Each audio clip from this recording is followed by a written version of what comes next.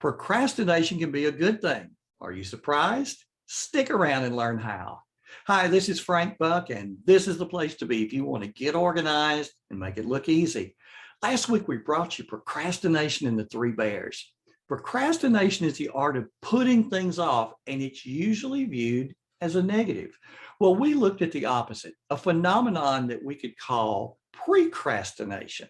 It's the equally troublesome practice of diving in without the information needed to do a good job. It's like the time in your high school English class when the teacher assigned a term paper and you jumped in on the first day and had the whole paper written over the weekend. Then Monday, the teacher came back with additional requirements. You found yourself having to do more work than needed. You might have also found yourself having to do some things over again. There is such a thing as doing something too soon. Like most things in life, there's a happy medium. Creative procrastination is all about finding that sweet spot. So first, realize that creative procrastination helps you focus. Decide to put off all the tasks clamoring for your attention. Now you can focus your undivided attention on the one thing at hand. The result is a job that's finished quicker and with better quality. You can then move on to the next task and do the same thing. People who truly multitask well are about as common as unicorns. Doing two things at once is a recipe for doing two things equally poorly. Second, creative procrastination lets you batch related items. A baker doesn't make one cookie at a time. He knows making a whole batch takes only a few more minutes and yields far greater results. Batch your tasks. Instead of getting in the car when you think of an errand, procrastinate. When you have half a dozen errands, knock them out all in one trip. When you think of something to tell a coworker, procrastinate. Put it on the list. That list will grow, and you can let one interaction take the place of 8.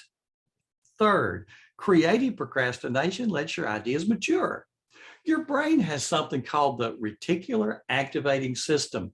It acts like a filter to keep you from being overwhelmed with all that's happening around you. The same system helps call your attention to things that are important to you. Thinking about learning to play chess? Well, all of a sudden, every magazine that you pick up has some article about chess. Every advertisement includes pictures of chess pieces. Every newspaper alerts readers to an upcoming chess tournament. Well, it's the same thing with that big project on which you've been procrastinating. Use creative procrastination, and the world will conspire to bring more ideas to you on how to do it well. Here's how to make creative procrastination work. First, you need a place to trap ideas. If you use a paper planner, devote a page in the back to each project. As ideas occur, flip to the appropriate page and write them down. If you plan digitally, create a new task for the thing on which you're procrastinating.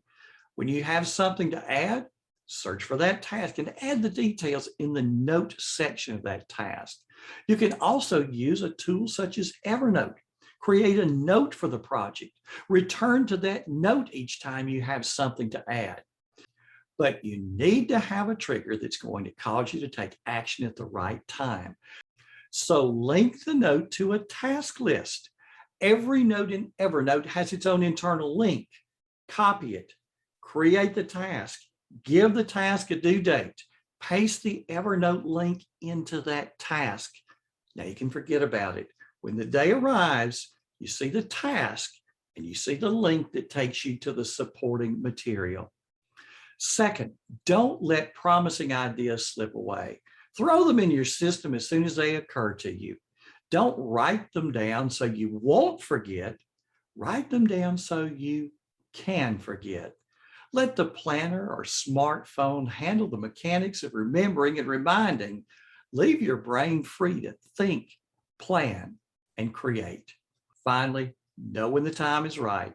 When your project is percolated and you have enough information, use creative procrastination on everything else. Go full speed ahead on the one that's in front of you. Here's an example of creative procrastination in action. Let's return to the post on procrastination and the three bears. The basic idea occurred to me well over a year before I acted on writing the article. I thought I could take the theme of two extremes and a happy medium and use it to illustrate a time management concept.